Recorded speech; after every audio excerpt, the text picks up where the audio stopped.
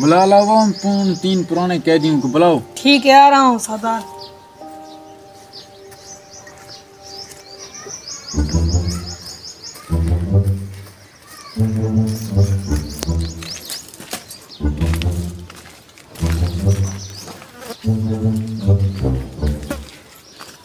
रिहाई उसे मिलेगी जो सबसे पुराना कैदी होगा।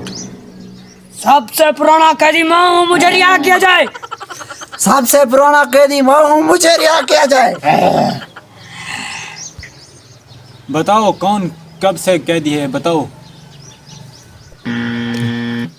मैं उस दौर का कैदी हूँ जब ट्रेन सड़क पर साइकिल की तरह पैदल पर चलाई जाती थी। मैं उस दौर का कैदी हूँ जब घोड़ों का सफर किया जाता था। ओके, रुको जरा, तीसरे की तो बताए ना, वो कब से पुराना कैदी है। 3 बादशाह सलामत, ये गधे और ट्रेन होती क्या है? इस बड़े कैदी को रिहा किया जाए और इन दोनों को दस्ती अंदर किया जाए।